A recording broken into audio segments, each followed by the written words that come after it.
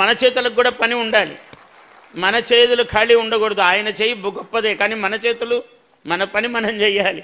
అందువల్ల ఏమిటి గొప్పతనము? ఇరుకుదారులను ఇంద్రభవనముల ఎదుగుదలను దర్శించినవాడు. ఇరుకు దారులు 18-15 అడుగుల రోడ్లు ఉన్నాయి ఆనాడు. ఇక్కడ మహాభవనాలు వెలుస్తాయని ఆయన స్వాప్నికుడు దర్శనం చేశాడు. కలగనటము కాదు, ఆయన ఆకారము దాల్చి చూపించాడు. భాగ్యనగరి నిజమగు భాగ్యము గని హైటెక్ సిటీ సృష్టించినవాడు. 18 అడుగుల రోడ్లు, 15 అడుగుల రోడ్లు, 150 అడుగులు, 200 అడుగుల రోడ్లు అయ్యాయి. ఏమీ లేని రాళ్లల్లో ఆయన ఊహ చేశాడు అదంతా కూడా. ఇప్పుడు అమరావతి కూడా, నగరాలన్నీ కూడా నదీ తీరముల్లోనే ఉన్నాయి. చాలామంది విమర్శించారు, ఇక్కడ పెట్టారు ఏమిటన్నారు. ఇక్కడే పెట్టాలి. ఆయన ఎంత ఊహ గొప్పది అంటే, ఆయనకు భగవంతుని యొక్క దివ్యానుగ్రహం ఉన్నది. ఈ మహానగరాలన్నీ మీరు ఏవి చూడండి ప్రపంచంలో గొప్ప నగరాలు. ఢిల్లీ నగరం ఉన్నదంటే యమునా తీరంలో ఉన్నది. ఉజ్జయిని మహానగరం ఒకనాడు విక్రమార్కుడు అనే ఆయన విక్రమార్క శకం అంటారు ఇప్పటికి కూడా. అంటే విక్రమార్క శకం ఏమిటయ్యా, ఎంత గొప్పది విక్రమార్క శకము అంటే 2081 సంవత్సరం అయింది విక్రమార్కుడు పుట్టి. ఆయనకి ఇంద్రుడు ఒక సింహాసనం ఇచ్చాడు, 32 మెట్లు గల సింహాసనం ఇచ్చాడు. దాని మీద కూర్చున్నాడు. ఇప్పటికి కూడా విక్రమార్క సింహాసనం అని చెప్పుకుంటూ ఉంటాము. అటువంటి విక్రమార్కుడు అయినటువంటి మహానుభావుడు ఆయన కాలములో 9 మంది నవరత్నములు ఉన్నారు. ఒక వరాహమిహిరుడు, కాళిదాసు వంటి మహాత్ములందరూ ఆయన ఆస్థానములో విద్వాంసులుగా ఉన్నారు. ఆ విక్రమార్కుడు 117 సంవత్సరాలు జీవించాడు. 100 సంవత్సరాలు పరిపాలించాడు రాజ్యమును. మొత్తం భారత సామ్రాజ్యాన్నంతా పరిపాలించాడు. ఎంత గొప్ప విషయం చూడండి. 100 సంవత్సరాలు పరిపాలించాడంటే ఆయన 17వ సంవత్సరంలో సింహాసనం మీద కూర్చున్నాడు. ఇంద్రుడు ప్రసాదించిన సింహాసనం అది. నేను ఎందుకు ఈ మాట చెప్తున్నాను? ఆ ఉజ్జయిని రాజధాని, ఉజ్జయినిలో ఏమున్నది? కాలపురుషుడు మహాకాళుడు ఉన్నాడు అక్కడ. Tropic of cancer, tropic of మనకు 2 ఉన్నాయి. ఒకటి ఉత్తరాయణము, ఒకటి దక్షిణాయనము. మీరు జూన్ 21వ తారీఖున గనక మనము ఉజ్జయినిలో నిలబడ్డామంటే మహాకాళేశ్వరుడి దేవాలయము దగ్గర ఎండ పడితే ఇంత ఎండ కూడా ఇట్లా నీడ కూడా పక్కకు రాదు. మనిషి ఎంతుంటే అంతే ఉంటుంది నీడ. ఈ సూత్రము గ్రహించారు. గ్రహించి హిస్టారిక్ ప్రైమ్ మెరిడియన్గా మన వాళ్ళు నిర్ణయించారు. అందుకనే కాలమునకు అధీశ్వరుడు కాళేశ్వరుడు. అక్కడేమన్నా విశ్వనాథుడు వెలిసుండొచ్చు, ఇంకో స్వామి వెలిసుండొచ్చు, కాదు, కాళేశ్వరుడు వెలిసి ఉన్నాడు అక్కడ, మహాకాళేశ్వరుడు. అందుకనే అక్కడ మంగళనాథ దేవాలయము కూడా ఉంది. మంగళుడు అంటే కుజుడు, జహ భూమికి పుట్టినవాడు. ఈ కోటాను కోట్ల సంవత్సరాలు భూమి తిరగటం వల్ల ఒక శకలము వెళ్ళి కుజుడుగా స్థిరమైపోయింది ఈ అనంత ఆకాశ అంతరిక్షములో. అటువంటి కుజుడు. అందుకని రష్యా గొప్పది, ఇంకో దేశం గొప్పది, కానీ భారతదేశమే గొప్పది. ఎందుకంటే మన శ్రీహరికోట నుంచే పరీక్షలు. ఎందుకంటే క్లియర్ స్కై, శుద్ధమైన ఆకాశం ఉన్నది. ఇక్కడి నుంచి అయితే ఏ ప్రయోగాలు చేసినా చాలా సులభంగా వెళతాయని ప్రపంచానికంతా తెలుసు. అటువంటి మెరిడియన్ అంటే భూమధ్య రేఖ, గగన సరళ రేఖ, 2 రేఖలు సహజముగా కలిసేటువంటి చోటు. అంటే కుజుడికి చాలా దగ్గరి ప్రాంతము ఉజ్జయిని. ఇలా ఇంత చారిత్రక శాస్త్రీయమైన జ్యోతిశాస్త్రపరమైన ప్రాధాన్యము కలిగినట్టిది. ఎందుకు చెప్తున్నానంటే అంత కాలము పరిపాలించినటువంటి మహాసామ్రాజ్యము ఉజ్జయిని అయితే మన అమరావతి అటువంటి ఇంద్రుడు సింహాసనం ఇచ్చినట్లుగా ఇంద్రుడు ఇక్కడ ఈశ్వరుణ్ణి ప్రతిష్టాపన చేశాడు. అందుకనే అమరేశ్వరుడు వెలిసినటువంటి చోటు మనకు అమరావతి. అమర కృష్ణానదీ తీరము, అటువైపు అమరావతి, ఇటువైపు దుర్గాదేవి, 2 వైపులా ఒకవైపు అమ్మవారు ఒకవైపు అయ్యవారు ఉండి ఈ నగరమును సంరక్షిస్తూ ఉన్నారు. అందువల్ల ఇన్ని విషయాలు మనస్సులో ఉన్నాయో పరమేశ్వరుడు ఆయనకి ఏం భావనిచ్చాడో అమరావతి అని నిర్ణయం చేశారు. దాన్ని ఎవ్వరూ కదల్చలేరు. ఏమి చేసినా దాన్ని పక్కకు తీయలేకపోయారు, మనకు తెలుసు. దాన్ని ముట్టుకోలేరు ఎవరు కూడా. ఈ విశ్వావసునామ సంవత్సరములో అది ఒక విశ్వనగరము కావడానికి ఈ సంవత్సరము మళ్ళీ శ్రీకారము జరుగుతుంది. అంత అద్భుతమైన ప్రపంచములో గొప్ప నగరం అవుతుంది.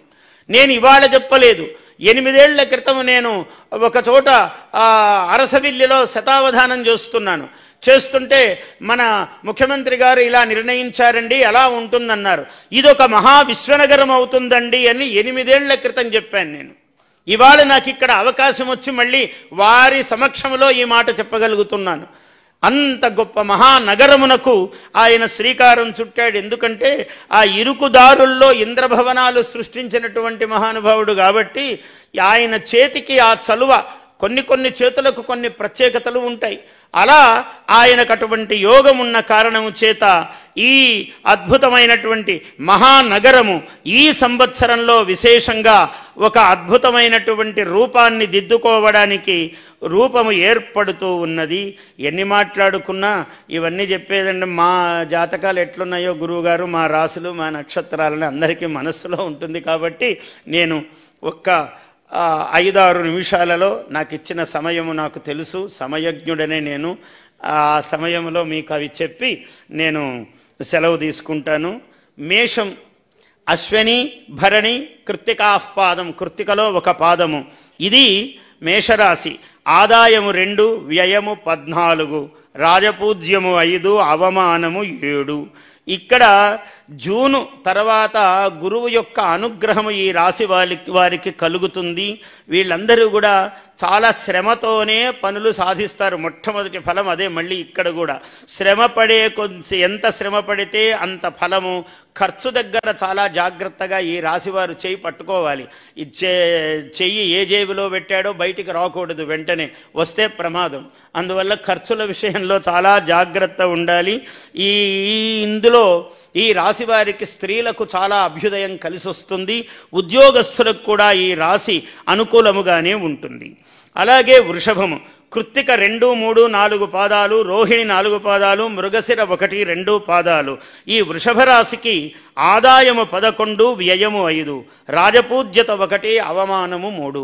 చాలా బాగున్న రాసుల్లో ఈ సంవత్సరం వృషభ రాశి 1. ఈ వృషభ రాశి ఉద్యోగస్తులకందరికీ రావలసిన ప్రమోషన్లు ఎప్పటి నుంచో అలా ఎదురు చూసేవి ఉంటే ఈ సంవత్సరం వస్తాయి. స్త్రీలకు చాలా విశేషంగా ఆభరణాలు, వస్త్రాలు కొనేటువంటి సమయము, గృహములో వివాహాది శుభకార్యాలు జరిగేటువంటి సంవత్సరము ఇది వీళ్ళందరికీ కూడా.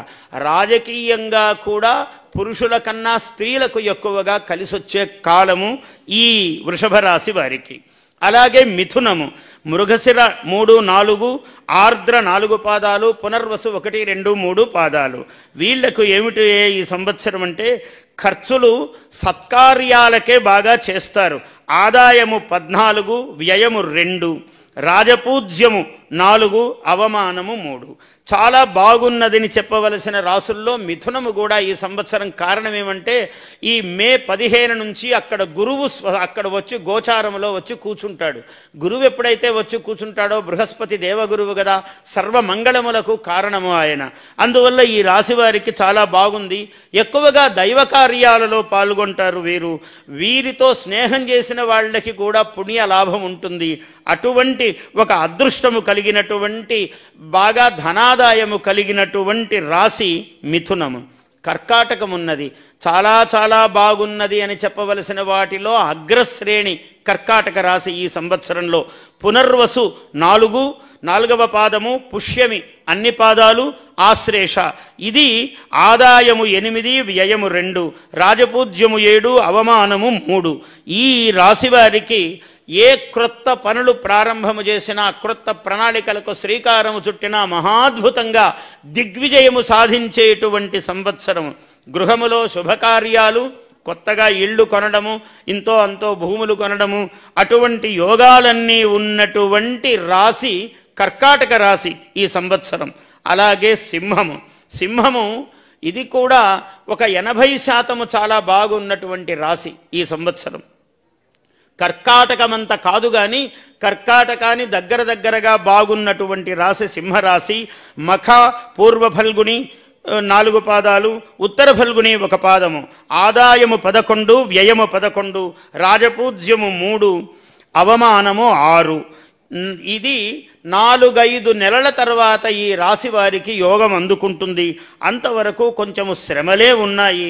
రాజకీయముగా కొంచెము కాస్త ఓపిక పడితే, తొట్టుపాటు పడకుండా ఉంటే రాజకీయముగా పదవులు లభించే అవకాశము కూడా ఉన్నటువంటి రాశి కన్యా. ఈ రాశి ఇది కూడా సింహము ఎలాంటిదో కన్య కూడా అలాంటిదే. ఈ సంవత్సరము వర్షలగ్నము జగల్లగ్నము ఇందులోనే ఏర్పడ్డాయి కాబట్టి ఈ రాశి వారికి కూడా ఉత్తర ఫల్గుని 2, 3, 4, హస్త 4 పాదాలు, చిత్త 1, 2 పాదాల వాళ్ళు. ఇది సంవత్సరము ఒక 5 నెలల తర్వాత కలిసి వచ్చేటువంటి రాశి ఇది, ఈ కన్యా రాశి. కొత్తగా ఈ రాశి వారికి ప్రముఖులతో పరిచయాలు ఏర్పడటము, ఈ పరిచయాలన్నీ సఫలముగా ముందుకు వెళ్ళటము, 4-5 నెలల తర్వాత ఒక్కొక్క పని ఏవేవైతే ఆగి ఉన్నాయో అవన్నీ కలిసి రావటం అన్నది ప్రారంభమయ్యేటువంటి రాశి ఈ కన్యా రాశి. స్త్రీలకు చాలా విశేషంగా యోగించేటువంటి రాశి ఈ కన్యా రాశి ఈ సంవత్సరము. అలాగే తుల, చిత్త 3, 4 పాదాలు, స్వాతి 4 పాదాలు, విశాఖ 1, 2, 3 పాదాలు. ఈ రాశి వారికి ఆదాయము 2, వ్యయము 8, రాజపూజ్యత 1, అవమానము 5. ఈ ఫలాలు సామూహికమైనటువంటి ఫలాలు. మళ్ళీ ఆయా వ్యక్తికి జాతకములో ఎక్కడెక్కడ ఏ ఏ గ్రహాలు ఆ జన్మించినప్పుడు ఉన్నాయి అన్నదాన్ని బట్టి విశేష ఫలాలు ఉంటాయి. కానీ ఈ ఫలాలు స్థూలముగా కొంతవరకు ఒక 40-50% ఈ ఫలాలు పనిచేస్తాయి. ఎందుకు అంటే అప్పులు పెరగకుండా చాలా జాగ్రత్తగా ఉండాల్సిన వాళ్ళు ఈ తులారాశి వాళ్ళు ఈ సంవత్సరం. కొత్తగా ఎట్లా పడితే అట్లా అప్పులు చేయరాదు, ఎవరితో పడితే వాళ్లతో స్నేహము చెయ్యరాదు. దుష్టులు స్నేహితులుగా కనపడే ప్రమాదము ఉన్నటువంటి రాశి ఈ తులారాశి. తుల అంటే తూకం. ఈ తూకం చాలా ఎక్కువగా పాటించాలి ఈ రాశి వాళ్ళు. కొంచెం ఇటు అయినా అటైనా కూడా ప్రమాదమే. అందువల్ల ఆ జాగ్రత్తలు పాటించవలసినటువంటి రాశి తుల. ఇక వృశ్చికం, కొంచెం బాగున్నది అని చెప్పవలసినటువంటి రాశి వృశ్చిక రాశి. ఆదాయము 8, వ్యయము 14, రాజపూజ్యత 4, అవమానము 5.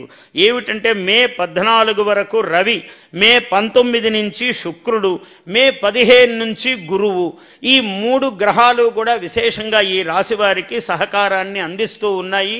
కొంత ఒక 4, 5, 6 నెలలు దాటిన తర్వాత ఇల్లు, భూమి, ఇంట్లో శుభకార్యములు ఇవన్నీ కలిసి వచ్చేటువంటి రాశి ఈ వృశ్చిక రాశి. ఇక ధనుస్సు ఉన్నది. మూల 4 పాదాలు, పూర్వాషాఢ 4 పాదములు, ఉత్తరాషాఢ 1 పాదము. ఇది ఈ రాశి కిందకు వస్తుంది. ఆదాయము 11, వ్యయము 5, రాజపూజ్యత 7, అవమానము 5. బాగున్న వాటిల్లో చెప్పవలసిన రాశి ధను రాశి కూడా ఉన్నది. ఎందుకంటే రాహుకేతువులు కూడా ఈ రాశికి ఒక మేలు చేసేటువంటి కోణములో రాహుకేతువులు కూడా ఉన్నారు. గురువు ఎట్లాగో మేలు చేస్తున్నాడు, శని మేలు చేస్తున్నాడు, చతుర్థంలో ఉన్నాడు. ఈ విధంగా ఈ రాశి కూడా యోగదాయకముగా ఉన్నది. ఇక మకరము, అసలు రాశులలోకెల్లా ఉత్తమోత్తమ ఫలమిచ్చేటువంటి రాశి మకర రాశి ఈ సంవత్సరం. ఇది ఆదాయము 14, వ్యయము 14, ఉత్తరాషాఢ 2, 3, 4, శ్రవణము, ధనిష్ఠ 1, 2 పాదాలు. ఈ రాశి రవి, శని, గురు, రాహుకేతువులు ఈ గ్రహాలన్నీ కూడా ఈ రాశి వారికి ఈ సంవత్సరం ఉపకారము చేస్తాయి. రాజకీయముగా ఉన్నతమైనటువంటి అభ్యుదయము, పదవులు వచ్చేటువంటి కారణము. ఉద్యోగస్తులకు, ముఖ్యముగా స్త్రీలకు ఉద్యోగాలలో ఒక ఉన్నతమైన స్థానం అంటే ప్రమోషన్లు వచ్చేటువంటి సమయము. వస్త్రాలు, ఆభరణాలు, శుభకార్యాలు వీటన్నిటికీ అవకాశము ఉన్నటువంటి రాశి ఈ మకరము. ఇంచుమించు మకరము లాంటిదే కుంభము కూడా. ఎందుకంటే మకరానికి 3వ స్థానములో మీనములోకి శని వచ్చేశాడు కాబట్టి ఆ శని 3ంట చాలా ఉపకారం చేస్తాడు ఈ రాశికి. కుంభానికి కూడా ఇంచుమించు ఆ 2 శని యొక్క రాశులే కాబట్టి కుంభరాశి కూడా ధనిష్ఠ 3, 4, శతభిషము, పూర్వభాద్ర 1, 2, 3. ఆదాయము 14, వ్యయము 14, రాజపూజ్యత 6, అవమానం 1. ఈ గ్రహచారము చాలా అనుకూలంగా ఉంది కాబట్టి రాజయోగ కారకములైనటువంటి రాసులలో ఈ కుంభము కూడా ఉన్నది. ఇంకా మీనము, ఇదొక్కటే చాలా జాగ్రత్తగా ఉండవలసినటువంటి రాశి. ఈ రాశిలోనే షడ్గ్రహ కూటమి ఏర్పడినది. అందువల్ల అన్ని గ్రహాలు అక్కడే మొత్తం ఊళ్ళో ఉన్న దేశంలో ఉన్న బంధువులన్నీ అందరూ వచ్చి మన ఇంటి మీద పడితే మనకు ఎలా ఇబ్బందిగా ఉంటుందో, వాళ్ళు ఒక 6 నెలలు కదలకుండా బంధువులు ఉన్నారనుకోండి, బంధువులే అందరు ఇష్టమైన వాళ్లే కానీ దాని ఇబ్బందులు దానికి ఉన్నాయి. అందువల్ల ఈ రాశివారు అత్యంత జాగరూకతతో, అన్ని రాసుల వారు ప్రధానముగా ఈ రాశి అందరూ దైవానుగ్రహముతో స్వయం కృషి